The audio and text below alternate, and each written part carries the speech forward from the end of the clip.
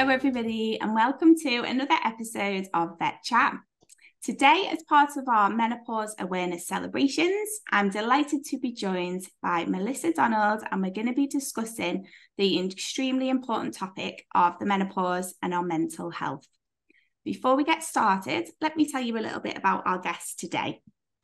Melissa is a Glasgow Vet School graduate from London who has over 25 years experience in first opinion practice. She's a former hill, beef and sheep farmer, now with a small holding. Melissa has been the veterinary non-executive director on the board of the Red Tractor Farm Assurance Scheme for the past 4 years and is a trustee of the Scottish SPCA. She's also been president of the Scottish branch of the British Veterinary Association. She was RCVS president from 2022 to 2023, is an elected member of the RCVS Council and Senior Vice President of the RCVS. In her spare time, she enjoys running and spinning, cooking and knitting, as well as being a wife, mother, grandmother, and breeder of Border Terriers. So Melissa, welcome. Thank you so much for being here today. Thank you. Thank you very much for asking me. So I guess to start, how come you wanted to get involved with our Menopause Awareness Day celebrations this year?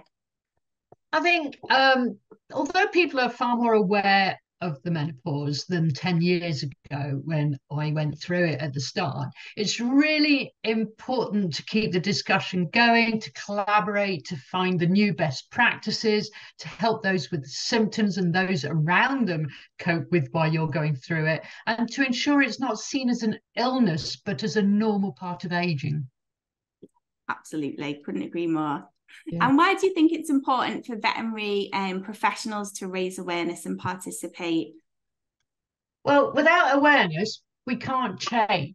You know, we've lost and we will continue to lose significant numbers of experienced veterinary staff, vets, nurses, the whole team at really important times in their careers, times when they can mentor the less experienced, time when major earning potential, and time when the workforce is being challenged at many different levels. So we really don't want to lose anyone else. So if we can support them to stay, then that's got to be a good thing.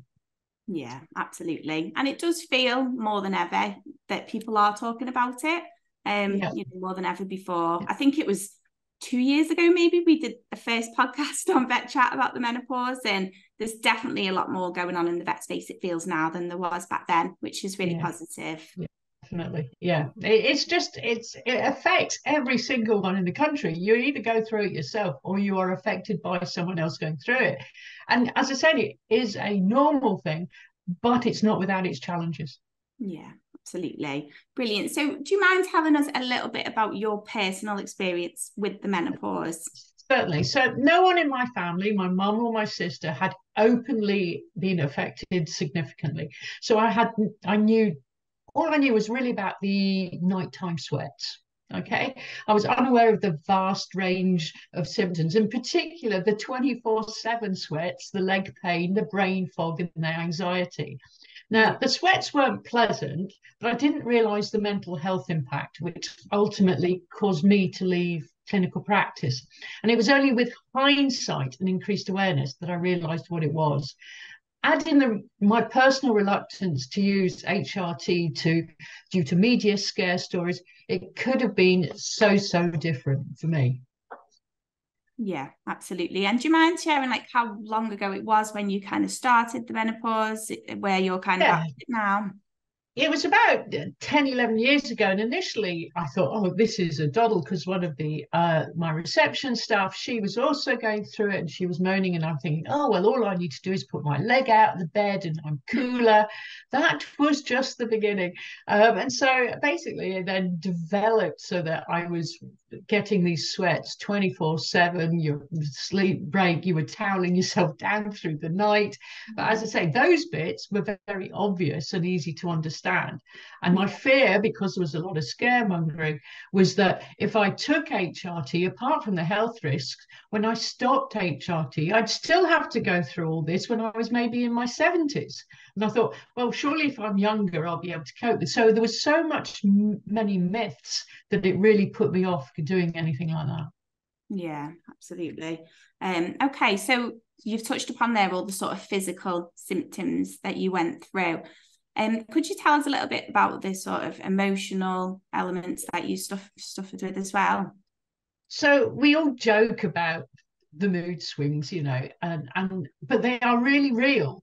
It isn't pleasant for anyone at home or work. The brain fog that so many suffer from, you really do start to worry: am I getting dementia? Am I getting Alzheimer's? We have a little bit of human health knowledge, and that's a dangerous thing. So we put one and one together and get 300. Um, you I said about anxiety too, and I really didn't know about the anxiety, but I when I look back, I realized I was ringing up my husband. He was the other partner in the business, and he was the practice manager, between ops, and having actually a panic attack, but I didn't recognize it as such till later on. And all of this can lead to loss of your identity personally and professionally, and some get depression too. And many relationships can't cope with this either. So the impact can be absolutely massive. Yeah, absolutely. It's crazy actually, really, isn't it, to think about how, if you've not got that kind of support system around you, it could be incredibly scary. Yeah, it really is. Yeah. Yeah. Okay, so that was great that in kind of work you had somebody there that you could kind of talk to, and it sounds like you had quite an open culture if you're talking about it with your receptionist as well. Yeah. We talked about everything in our practice. It was really open. It was lovely in that way. And 10, 11 years ago, practice was different. We didn't have the time pressure that everyone's got now. So we did have time to chat, and there would be maybe lulls in the evening surgery where you had a moment. And, one of the things is maybe to make sure you find that time again. Yeah. Okay, brilliant. So if you're say if some of our listeners at the moment, are in practice and they suspect that, they might be going through the menopause, or, somebody in their team is, do you have any advice about encouraging open conversations and constructive conversations around the menopause and mental health? It really depends on your own culture, and where you come from and those around you. But don't forget, menopause isn't a one size fits all. Everybody is different, and that's part of the difficulty. There isn't a magic switch we can say do this and everything will be fine.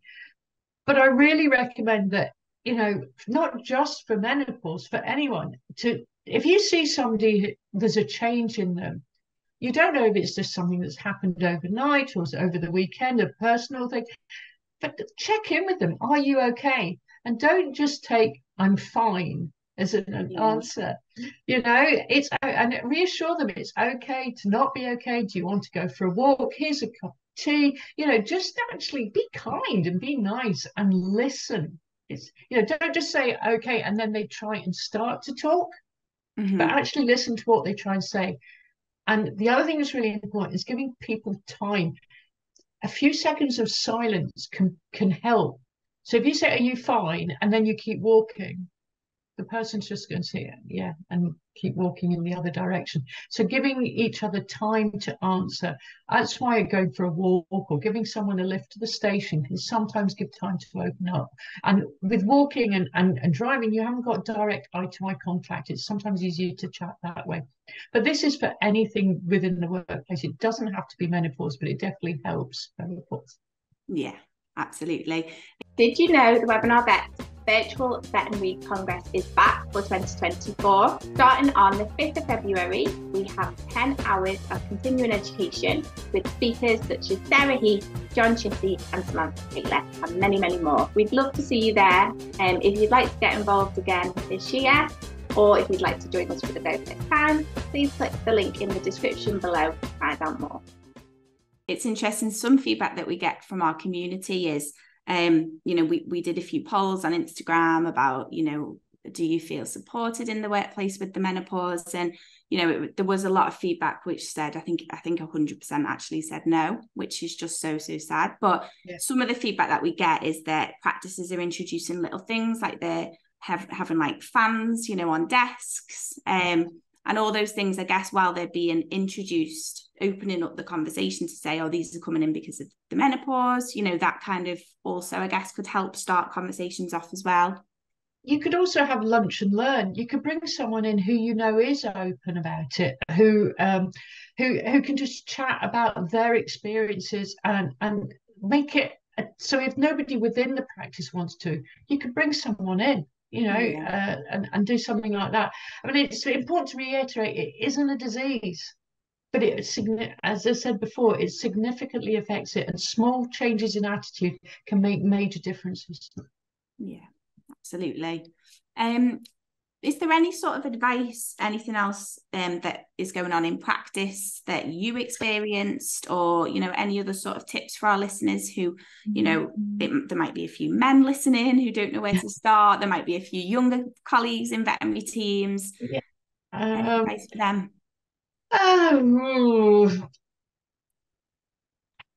It's really difficult. As I say, it's not one size fits all.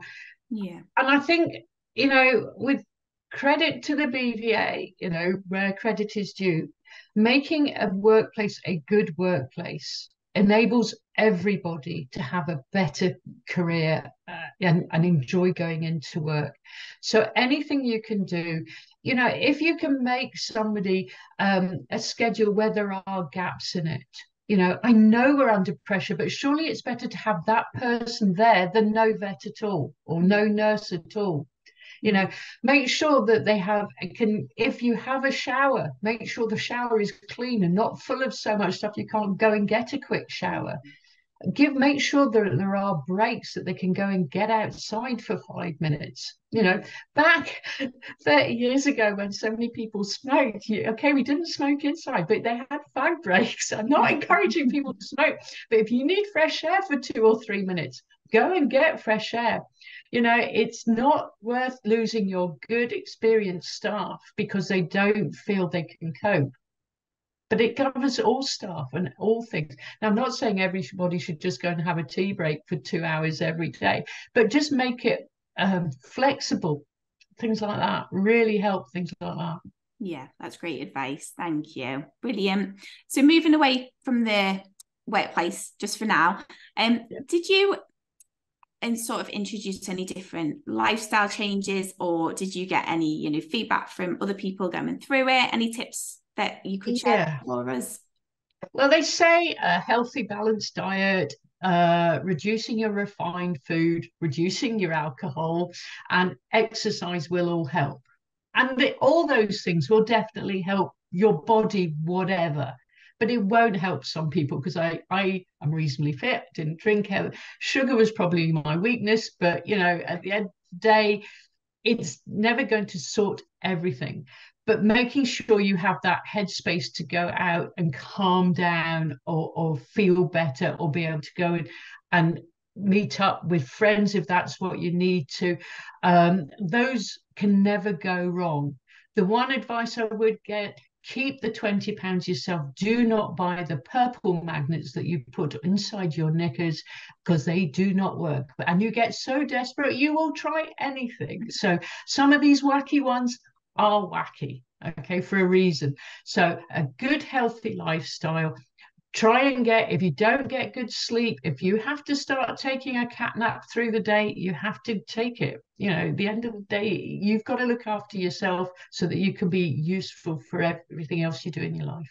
Yeah, I've never heard of that before. I'll have to Google what you believe you me, you will spend money on things you never ever thought a sane person would. Okay. Boots used to sell them, and if Boots sold them, they must work. Yeah, of course. They don't. Yeah. Okay, brilliant. Thank you. So listen to your body and trust your body and just, okay. Yeah, absolutely. Yeah. Are there any sort of positive success stories from the veterinary field that you could share? I know that when we did the panel discussion last year, the feedback was brilliant. And some feedback was that we'd love to hear more about what's going on in practice and anything a bit more positive, because it does tend to have a bit of a negative, you know, thing associated with it. But it's like we've said before, not a specific practice who've done this, that, the other, but general small things. The fans, such a simple thing. I know hair and fur blows everywhere, but it makes such a big difference. And the shower, I know it's an empty space. I know everyone wants to tidy things away, but if you can get somewhere you can get a wash and a clean down, that's really easy. That helps, if at lunchtime you can even have, making sure if your practice supplies the scrubs, that there are plenty of them so you can change easily. That's really, having somewhere you can change is important for some practices. And just being able to, as I say, take having gaps in the schedule, that if the person can then catch up, that's wonderful. They can go and help someone else if they're not needing them, but if the gaps are there, it's really important. We support our new grads really well now with ensuring there's plenty of time for them. Let's ensure that we look after our experienced staff just as well. Absolutely. So, yeah, brilliant. Okay, that's wonderful. Thank you. And I guess looking further ahead, if we look 5-10 years from now, what sort of changes would you hope to see in the veterinary profession relating to the menopause? I would like there's no toxic veterinary workplaces. I'd like that there's no subtle eye-raising, sniggering, oh my gosh, she's having one of her mood swings. Laughter is a good way of coping with it, as long as it's not behind your back. That the small menopause adaptation is normal. But in a way, it's ensuring that anyone works in the practice with any needs can be accommodated and people have got open minds. That's really what I would hope, that every practice is a good workplace, whoever you are at whatever stage, and it will sort it. You can accommodate all different types of people then, people with autism and ADHD, which is becoming far more identified now in older people, people who've got other, who maybe are dyslexic, we can make sure things that, changes for them. So menopause is just one thing, but which is really important. But let's make sure it's a really good workplace for everybody. And if we can change for one thing, we can change for everything.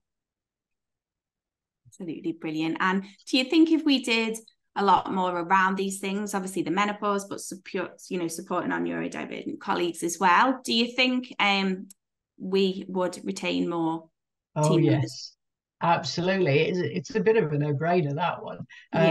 If we all went into this job because we wanted to be in this job, none of us forced us. There are a lot of other careers there where we could have chosen. We all love it when we start out. But I have heard of, sadly, there are toxic workplaces.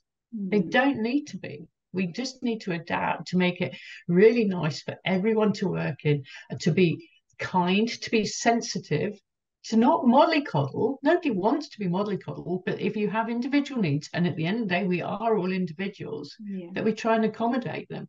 That this is also, if somebody's a superstar, a basketball player, and they need Tuesday night to go training, and it's a 2-hour journey maybe, so you accommodate that. Guess what? They will stay. If you have a good workplace, people will stay. Absolutely. And women are working, longer than ever before, aren't they? So this isn't going to go away. It's something that we've got to. It really isn't. It really, but the other thing that's important is a lot of the symptoms are really vague, and it's important to make sure you do see your doctor, because, for instance, thyroid disease can have many similar signs. You can have vile mood swings. If you think of your hyperactive thyroid cat, that happens in humans as well. If you think about the sweats, that and the weight gain, that can also be menopause, or it can be thyroid. So there are a lot of other diseases it could be. So it is important to get checked with your GP. Now, the variability in the quality of your GPs is massive. So if you find your doctor doesn't take you seriously, try and find one that does. Easier said than done, and I know you have time, people are short of time, but at the end of the day, if you can make sure, rule out actual medical conditions as well, is important. Yeah, okay, brilliant, thank you. And I guess finally, if for our listeners, if anybody is looking for information, they kind of don't know where to start to move forward with it. Do you have any companies or anything you'd recommend that people turn to? I would really encourage anyone to watch Davina McCall's TV program, Sex Myths and Menopause. Absolutely enlightening it is. Now, there are a lot more reputable websites now compared to 10 years ago. Hopefully your brain fog is such that you can work out the reputable ones compared to the wacky ones. But there is good NHS ones, there's menopause hubs out there. But as I say, it affects everyone differently. So your particular angles that you need, you really need to make sure you go and sort that out yourself. But really recommend a Davina McCall. I wish I'd seen that 12 years ago. Okay, brilliant, fantastic. And this podcast is being released the week of Menopause Awareness Day in October. And I remember last year seeing on Davina McCall's Instagram, she was doing little snippets every single day. So yeah, maybe that would be a good place to look as well for people. Yeah, she's brought it out into the open. If superstars like her, suffer from it, then it's okay for us to suffer from it too. Stop hiding it. It's not a disease, and everyone around you, please accommodate it. That's a brilliant place to end, Melissa. Thank you so much. Thank you for coming back to VETchat. And yeah, if there's anything else that Webinar Vet can do to help with the menopause, then just let us know. We'd love to. Thank you. It's been a pleasure, and thank you for asking me. Brilliant. Thank you. Bye. Bye.